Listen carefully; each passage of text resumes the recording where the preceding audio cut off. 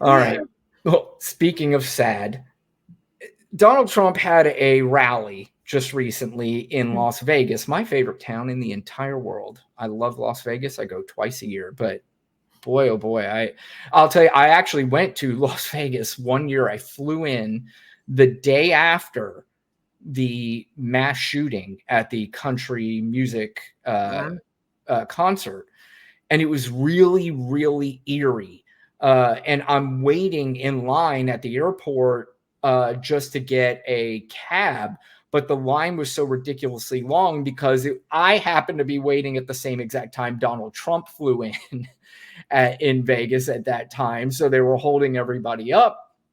But he was back in Las Vegas in 100 plus degree weather. This is just a couple days after 11 of his sycophant followers were at one of his rallies in Phoenix, Arizona, that passed out from heat exhaustion and were hospitalized and maybe almost died.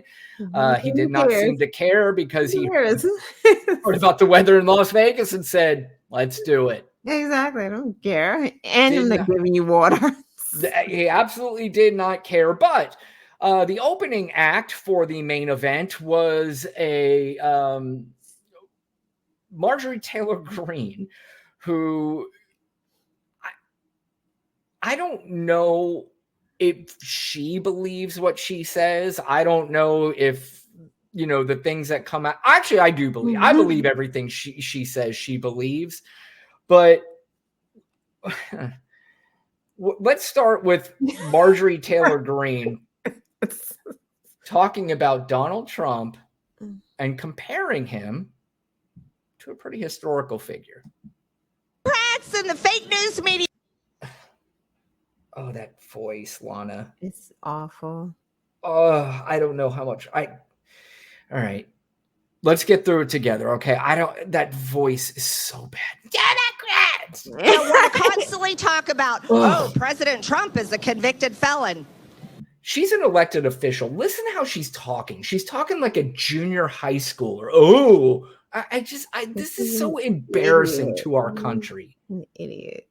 Well, you want to know something? The man that I worship is also a convicted felon. Right. And he was murdered on a Roman cross. Okay, so she just compared Donald Trump to Jesus and what Donald Trump is going through.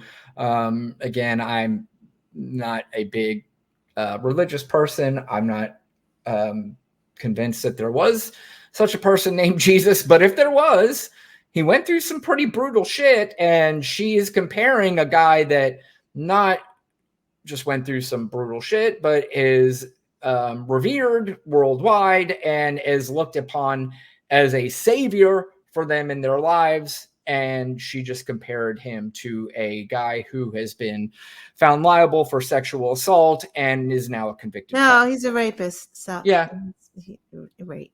Yeah. You stick your finger in a woman's vagina without her permission, you raped her. Yeah. And you know what? You're absolutely right. And you know what? The only reason why I say that, because I don't want to get in any more into these arguments with these fucking dickheads who want to put in the comments, right? Yeah, that he wasn't convicted of rape. And I said, nobody said convicted of rape. So I always want to say the things that were. But you know what? He was found sexually liable. Yeah. Or he was found liable of rape because the judge actually said. Yeah, the judge said it. They just can't say rape in New York because the law doesn't define it that way. That is but exactly it defines it everywhere else. Like if someone stuck their finger in your fucking genitals without your permission, what do you gotta say it was? It's fucking rape. Like it is what it is. Like stop playing. Fucking difference between sexual assault and rape. Stop it.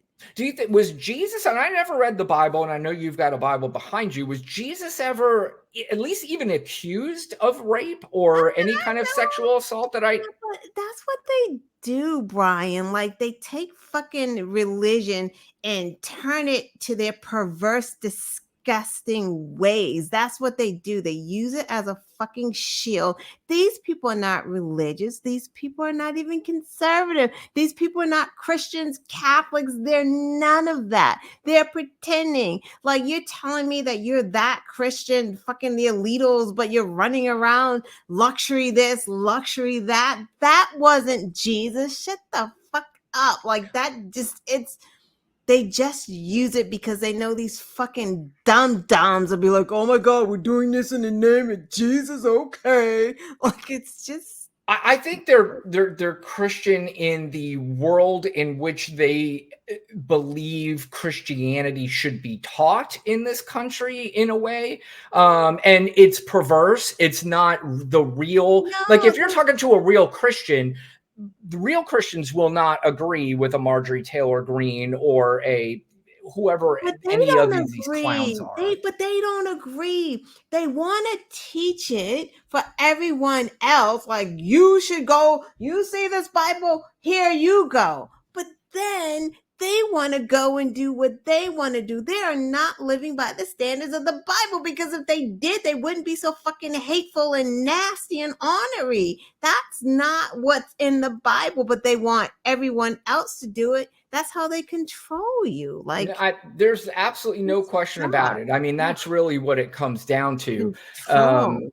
They did it with the slaves. Again, Lana, give me 1 second. I don't know. I recorded a show the other night. Mm-hmm. And my battery was going dead in the middle of it, and I forgot to put my charger in, but it looks like it's going dead again. Hold on 1 second, please. Oh, that would be awful if we just shut down. Like, yeah. You are not kidding. What is going on? Is it plugged in? Hold on. Then we'd have to start all over again. All right. Plugged in, it says. All right, it says plugged in. We got more comments. And B6 is disgusting. B6 is 100% disgusting. And if you don't know why we are referencing Marjorie Taylor Greene as B6, you absolutely should go look that up. They are about power and money. There's absolutely no question about that. Well, sadly, the quote unquote real Christians are being rejected from their churches.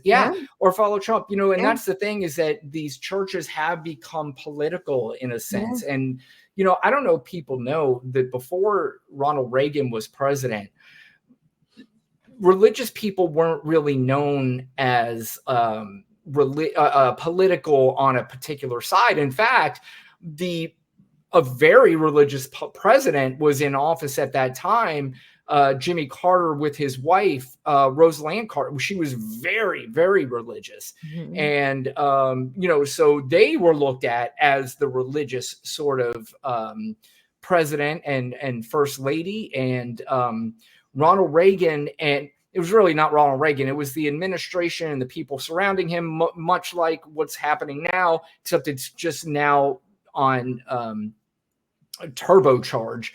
But, people like Newt Gingrich and everybody said, hey, these people, we can get them on the abortion thing. We can start getting them on our side by saying that we are against abortion. And that's when all of that started. That's when all this nuttiness, started with the Christians and the abortion thing. And it has stuck, to this day. And they unfortunately have found an empty vessel who will say anything when you throw it into his empty head. Right. And he says it in a manner that resonates with a bunch of very uneducated people. I mean, I know it sounds mean to say it that way, and I'm not trying to be mean when I say it, but it's just a fact. Yeah. Yeah. So speaking of stupid, we've got another Marjorie Taylor Greene clip. Now, this one, let's just listen to it, Lana, and explain the logic. This is an elected official making laws. Gas prices are high now. Just wait until you're forced to drive an electric vehicle.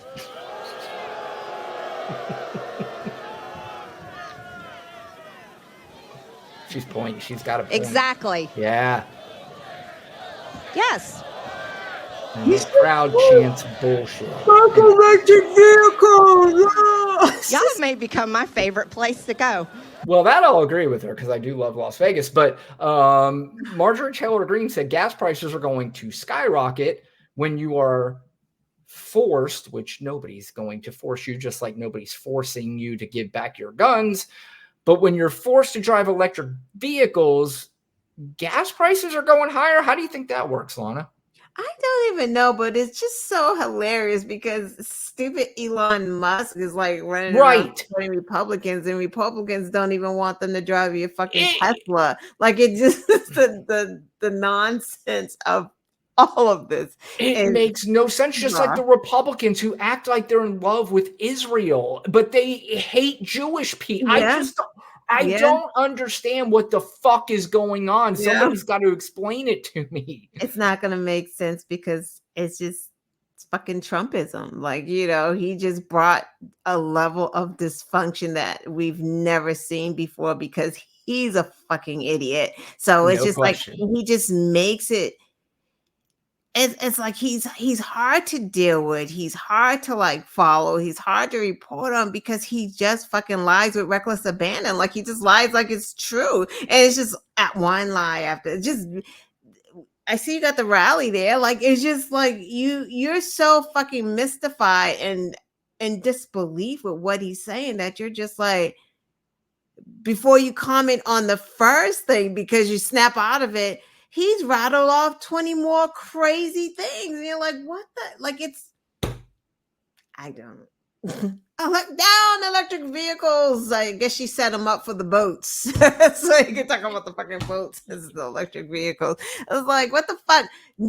Don't use your electric toothbrushes. Newsflash, Republicans said don't use electric toothbrushes. Well, I mean, look, it makes no sense. This ain't your daddy's politics says that her daddy loved her some Reagan, or loved him some, or my daddy loved him some Reagan. I keep saying her. I don't know if it's a her or him. I apologize. But what is it exactly that he loved about Ronald Reagan? And I know he resonated with a lot of people you could talk to, which is really weird because you could talk to Republicans now and say, Ronald Reagan, Ronald Reagan, Ronald Reagan.